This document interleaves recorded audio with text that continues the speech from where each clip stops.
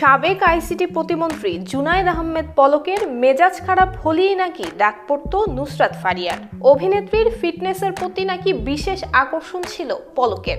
শুধু তাই নয়, সাবেক এই প্রতিমন্ত্রীর সঙ্গে সম্পর্কে জড়িয়ে নুসরাত ফারিয়া নিজের 9 বছরের প্রেম এবং বাগদানও ভেঙে দেন বলে গুঞ্জন উঠেছে বিনোদন অঙ্গনে। সরকার পতনের প্রভাব শুধু রাজনৈতিক অঙ্গনকেই নাড়া দেয়নি, এর প্রভাব পড়েছে শোবিজ অঙ্গনেও। সম্প্রতি আলো আসবেই নামে একটি হোয়াটসঅ্যাপ গ্রুপের কিছু স্ক্রিনশট ফাঁস হয়। এই ঘটনার পর থেকেই বেরিয়ে আসতে শুরু করে শোবিজ তারকাদের সঙ্গে বিভিন্ন রাজনৈতিক ব্যক্তিদের সখ্যতা এবং সংশ্লিষ্টতার কথা।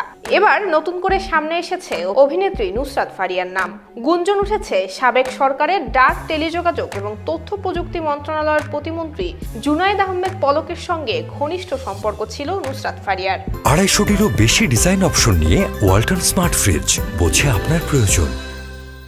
ক্যারিয়ারের শুরু থেকেই সাহসী রূপে ধরা দিয়েছেন নুসরাত ফারিয়া। খোলামেলা পোশাকের কারণে বিভিন্ন সময় নেটিজেনদের তোপের মুখেও পড়তে হয়েছে এই অভিনেত্রীকে। শুধু তাই নয়, ধনাঢ্য ব্যক্তিদের সঙ্গে বিদেশে ঘুরে বেরিয়েও নানান সময় সমালোচনার শিকার হয়েছেন নায়িকা। দুই একটি ছাড়া তেমন কোনো সিনেমা হিট না হলেও পলকের সঙ্গে সম্পর্কের জেরেই নাকি রাতারাতি কোটিপতি বনে যান নুসরাত ফারিয়া। গুঞ্জন আছে সাবেক প্রতিমন্ত্রী পলকের সহায়তায় শেখ মুজিবুর রহমানের বায়োপিক মুজিব একটি জাতির রূপকার সিনেমায় শেখ হাসিনার চরিত্রে অভিনয় করার সুযোগ পান নুসরাত ফারিয়া।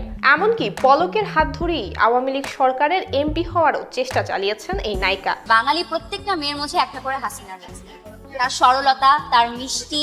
দ্বাদশ জাতীয় সংসদ নির্বাচনে সংরক্ষিত নারী আসনের প্রার্থী চূড়ান্তের লক্ষ্যে গণভবনে মনোনয়ন প্রত্যাশী হিসেবে উপস্থিত ছিলেন নুসরাত ফারিয়া। তবে পলকের সাথে সখ্যতা গড়ে তুললেও এমপি হওয়ার স্বপ্ন পূরণ হয়নি এই নায়িকার। শুধু তাই নয়, দীর্ঘদিনের প্রেমিক রনি রিয়াদ রশিদ নামে একটি টেলিকমিউনিকেশন প্রতিষ্ঠানের শীর্ষ কর্মকর্তার সঙ্গে 2020 সালের 21 মার্চ বাগদান সারেন নুসরাত ফারিয়া। তবে পলকের জন্য সেই বাগদানও ভেঙে যায়। এমন গুঞ্জনের বিষয়ে মতামত জানতে চাইলেন নুসরাত ফারিয়ার ফোনে কল দিলেও গণমাধ্যমের কল রিসিভ করেননি তিনি। এমনকি খুদে বার্তা পাঠিয়েও মেলেনি কোনো উত্তর। অপরদিকে খিলগাঁও থানায় দায়েরকৃত ছাত্রদল নেতা নুরুজ্জামান জনি হত্যা মামলায় জুনায়েদ আহমেদ পলক এখনো আছেন